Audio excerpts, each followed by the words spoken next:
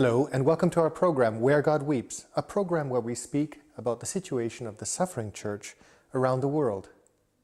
For each one of us that suffers loneliness, hunger, or persecution, there is one of us called to serve, to provide love, and to provide care. Some stand as shining examples of this love, and one such person was Mother Teresa of Calcutta. To tell us more about the story of Mother Teresa, it is my great privilege to welcome today Father Brian Kolodiejchuk, the Superior General of the Missionary of Charity Fathers, as well as the postulator for the cause of canonization of Blessed Mother Teresa. Father Brian, thank you for being with us here today in our program. You're most welcome. I'm happy to be here. Father Brian, when did you meet Mother Teresa first, and what was it about her that touched you particularly? I first met Mother Teresa in Rome in 1977 because my parents and I had come from Winnipeg in Canada to see my sister, who was joining already in the Missionaries of Charity Sisters. She was about to enter the novitiate, and That's how you first met her? That's how I first met Mother. How did she affect your vocation? Well, I always like to joke that I'm one of her direct fishing results, because we were, as I said, we were visiting there, and just at that time she was beginning a group of contemplative brothers. So we were going for Mass in the morning in the Holy Hour, and we were helping out in the home. So she knew I was a brother of one of her sisters. And so at the opening ceremony, she pinned the cross, like we have, on one priest and 5 young men. And then at the end, as we were going, my parents said goodbye, and then I said, and then she said, "I would like to pin a cross on you too." So I was very young, just a 21-year-old, and thinking, Mother Teresa said this. So I was such in shock, I didn't say anything. Only the next morning I saw her in the convent, and then I went up and asked her, "Well, what did you mean?" And in typical Mother, she wanted me to stay and join right then and there, but I had to go back to Canada, so that was June, and so I came back to Rome in September. You co-founded the priestly branch of Mother Teresa's congregation, the Missionaries of Charity. What inspired you, or what was it that drew you to do this and take this step? Well, I myself personally always had a sense of a priestly vocation. So even though the contemplative brothers had accepted candidates to the priesthood, still I wanted something different. And so Father Joseph was our co-founder with Mother of the Fathers branch. And so in 1983, we began first as a secular institute, and then in 1984 in the Bronx, we began the Missionary of Charity Fathers. So Mother always had a sense that she wanted to have a priest group, and even one time, just to have an idea of how she would be very careful and discerning.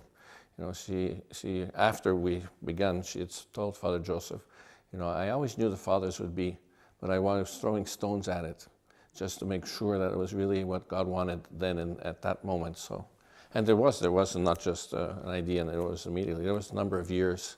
Of discernment. Of discernment, and now is the moment, no, not the moment, now is the moment. How many are you worldwide today? Right now we are 33 ordained, and then we have some junior professed, or so temporarily professed, about 14 or so, I think. And so we have growing. 2 ordinations this year, and then we have 4 making first vows, 5 entering novitiate, and so we're growing. I want to go back a little bit, talk about the story of Mother Teresa, how it all started. It started back in 1946 when Mother Teresa was traveling, and she started to receive supernatural messages, interior locutions from Christ. And I have here a quote of what she wrote at that time, the messages that she received when Christ asked her to start the congregation. And he asked that the members would be like, and I quote, "My fire of love amongst the very poor, the sick, the dying, the street children.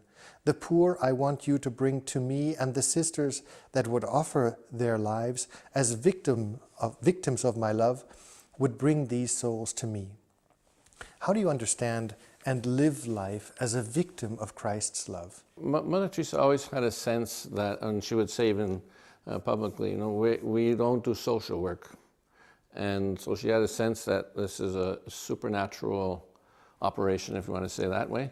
And you know, even though she experienced the darkness, she said, you know, as sure as I'm alive, I know this is God's work. So she always had a sense it was God's work. And you know, and then this part of this supernatural vision, or seeing with the eyes of faith, that it was sharing in the redemption for the sake of the poorest of the poor, and that we ourselves are called to share in that. Okay, and so one of her general letters in 1961 speaks of, and then now we understand, from knowing her own interior experience, we understand it better. She said, Jesus himself carried all this in the darkest night, and we ourselves can do the same. So all the spiritual destitution of the poorest of the poor, this interior poverty, we have a chance to also share in, and in some sense carry with them, and even in our Catholic understanding, for them, for their sake. And so that victimhood is to share in their redemption, and sharing in, as it cost Jesus to save us, so also in our work for the poorest of the poor, that also in some way costs us as well. I want to touch upon the question of the darkness of the soul a bit later. At the moment I want to still speak about the light, okay. Because Christ also asked her to come and carry and be a light. And again, I quote, Jesus spoke to Mother saying, "Come, be my light. I cannot go alone. They, the poor, do not know me, so they don't want me. You come, go amongst them, carry me with you into them. How I long to enter their hovels, their dark, unhappy homes." Today, the missionaries of charity span the globe. What is the legacy of Mother Teresa today, and particularly continuing the work of carrying the light of Christ into the dark homes? Well, in the locutions that she received from Jesus, Jesus himself gave the name Missionaries of Charity, and which in post-partition and post-independence India was kind of a brave thing to say, to use that kind of name, Missionaries of Charity. But it was the message, part of the message of Jesus. And another way, kind of a equivalent expressions, you would say, we are to be carriers of God's love. So it's really a sense of bringing Jesus. She kind of adapted Cardinal Newman's prayer, to be a light, to spread the fragrance, his fragrance. A really sense of being that instrument and to bring. And then she also says, as the quote says, sense of light and darkness.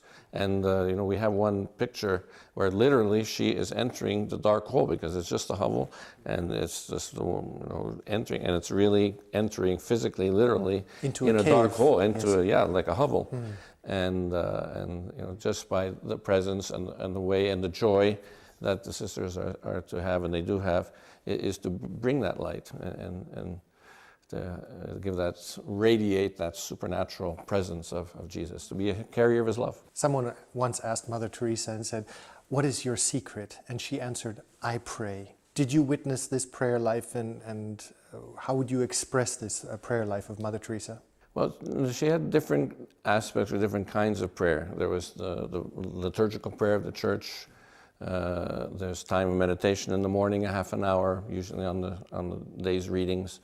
There was a midday prayer that they use, evening prayer. Then they had, since 1972, a daily hour of adoration, and then spiritual reading and night prayer. So the day was punctuated with prayer, and and she herself, I said, I wouldn't be able to do this day in, day out without that prayer. It carried her. It carried her, and as we know later, in pure faith.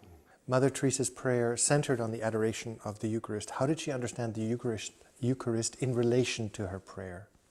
Mother Teresa kind of saw two poles: Jesus in the Eucharist, Jesus in the poor.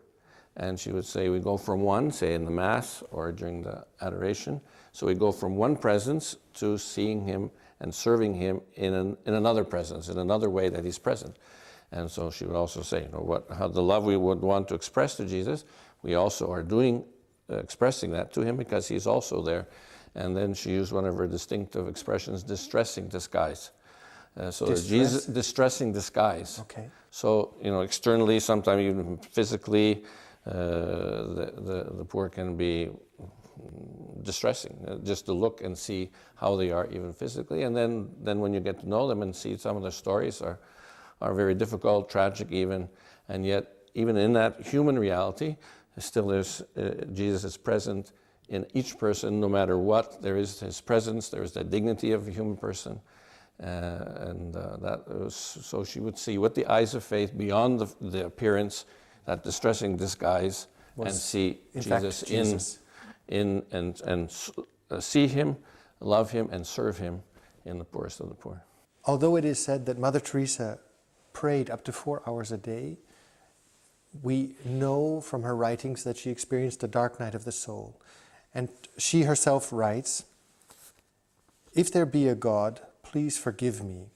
When I try to raise my thoughts to heaven, there is such convicting emptiness that those very thoughts return like sharp knives and hurt my very soul." She referred to Jesus as the empty one, as the absent one. She said, "My smile is like a mask." How did she carry on this love for those around her when she couldn't feel, according to her writings, the love of God in her own life? The mother's experience of the darkness, to me, is this, if you want to ask me, the single most heroic aspect of her life is precisely the years spent in darkness. Because there was the dark night before the inspiration, and before she experienced several months of real intense union. And then once the work started, the darkness came back. Okay, so on one hand, and especially before the time of inspiration, before that real experience union with Jesus, that was her experience was, and there's some references to it in the letters, the real purification that all of us, or anyone really trying to have experience or get to this union with Jesus have to go through. But in her case, her darkness as a missionary of charity had more of a repertory, or if you want to say another way, apostolic sense, and that she lived in pure faith, so that we might have thought just being with Mother and then just having some idea of what it means to be Mother Teresa, being the superior general of all the sisters and growing and spreading and traveling and difficulties and always on in such demand. So you would think at least she's having, that keeps her going, this great intense experience of union, that will be her consolation. And then you find out after, and it's like, wow, she didn't even have that. And so that just the real pure faith, and perhaps, besides charity is the other candidate, but maybe, the most extraordinary virtue is exactly the faith that she had. Have you ever experienced this dark night of the soul? Well, I couldn't say anything like Mother Teresa herself, but there's times, and even say when I have a chance to speak with the sisters, I say exactly this, all of us in some way have some suffering or sense of absence, or where is he and why is this? And and not kind of, in quotes, kind of waste that experience, and that all of this could be brought in and say, this is, and again with faith, that no, Jesus is there, God is there. We know of this experience of the dark night of the soul because you saved 66 years worth of writings that Mother Teresa actually wished to be destroyed. Why did you save them? Why did you not follow her wish and destroy these letters? Technically speaking, it's the Jesuits' fault. Very good. No, because they saved it, and even though she was insisting, it's true, she was insisting with them, but they thankfully had the sense that this is important because it's not just her own personal experience, and they had a sense that this is important for the missionaries of charity, for us who came after, and which is true, because I say, the dark night, I mean, most, probably no one else will experience it to that degree of length or intensity. But for example, one of the early first group sisters was visiting, and just like the sister she was speaking with, told me that just kind of offhand she said, "Oh, my prayer's been dry for 20 years." Mm-hmm. So it's part of something fundamental, and it's a very important aspect of our serving and being identified with the poorest of the poor. Another example, another bishop was going to found a sisters' congregation. So this bishop asked the Archbishop of Calcutta if he can find out about Mother and the mission of charity, just to help him. And when Mother got wind of this, she went to the Archbishop's house. He wasn't there, thankfully.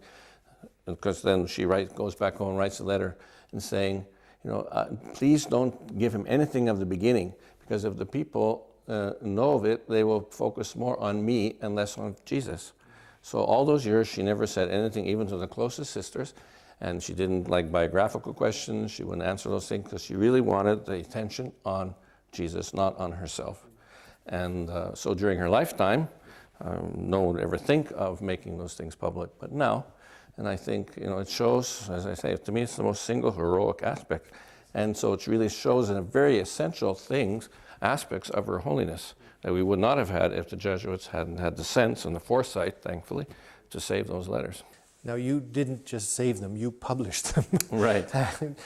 You're not worried that Mother Teresa is looking down on you, frowning because you disobeyed her? I certainly hope not, otherwise be in big trouble. But you did this to share the message that Mother Teresa didn't want expressed during her lifetime, but as a legacy to be shared with the faithful today. Oh yeah, no, I think, Hans Urs von Balthasar speaks of, anima ecclesiastica, kind of someone who is completely given to and for the church and even their private experience. So I think Mother is one of those kind of saints that even her personal experience is for the church in some way. And, from once the book was published, I've had people tell me, or one bishop told me, for example, that a man was dying of cancer. He had real trouble accepting. And then when he read these letters, or the bishop was reading these letters, that changed. Or even a priest who had left the priesthood and read the book and came back to the priesthood. Mm-hmm. So I would say even even that one person, the fruits, she herself would be willing to go through it because she had a great love for the priests. Mother Teresa once came to Europe and she visited an elderly home. And upon entering the old people's home, she noticed that the majority of the old people were looking at the door expectantly. And she asked the staff, and she said, why is it that they are waiting, looking at the door? And the staff member said, because they wait for the family that rarely, if ever, comes. Would you say that our poverty here in Western Europe, in America, is greater than, in the sense of, let's say, the spiritual poverty we experience, is a greater poverty than that experienced of the material poverty in countries like India? Mother Teresa herself said that very same thing. She would say to someone, for example, I heard recently, she was talking to a priest and she said, what you do, and this was like a priest and counselor and psychologist, is more difficult than what I do. Which in the sense, she would say, for example, it's easy to give a bowl of soup and meet that physical hunger. And then she would say exactly, the greatest poverty in the world today is to be unloved, unwanted, uncared for. And that doesn't always depend on your material situation. You could be wealthy and experiencing intense loneliness. So, very much so.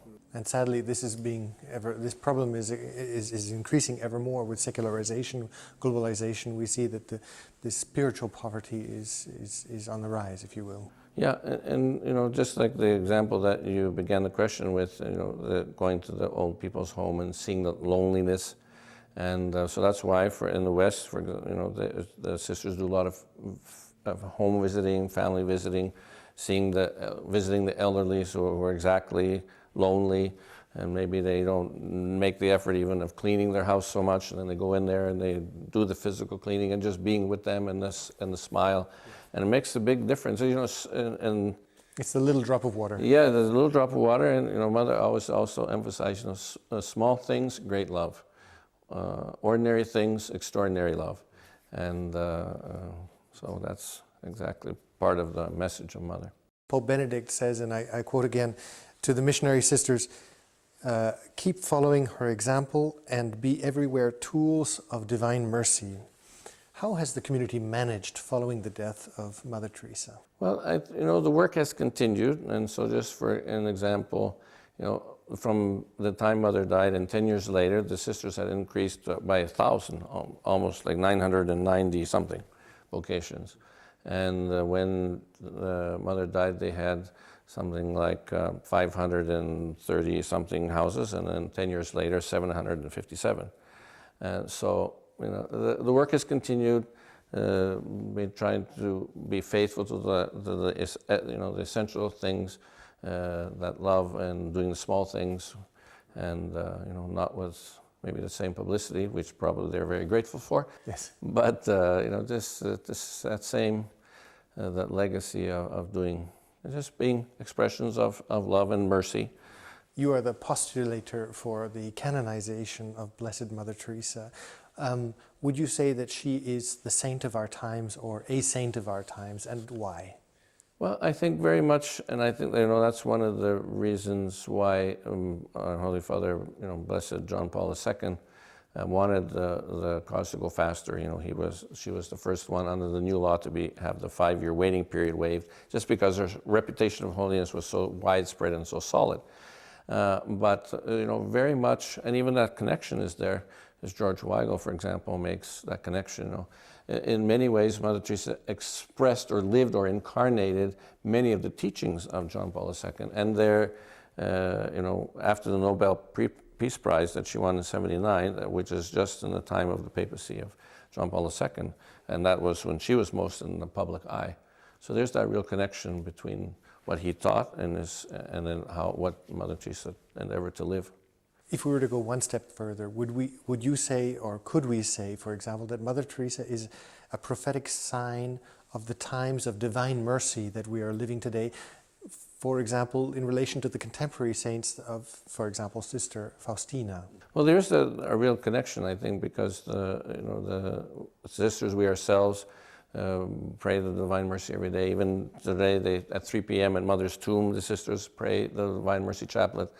And Mother had great love for the Sacred Heart of Jesus, and she was a woman passionately in love with him, and for her, the Sacred Heart was that focus. And that's one of the great qualities of Jesus' heart, is his mercy. So his love and his thirst, that Mother had a real sense of Jesus' thirst for love.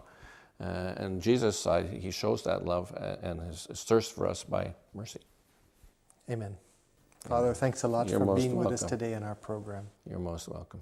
Thank you, ladies and gentlemen, for having been with us today on Where God Weeps. And if you'd like to know more about the story of Mother Teresa, I would encourage you to look at the website, at the contact information posted at the end of this program. And we look forward to seeing you next week. Take care.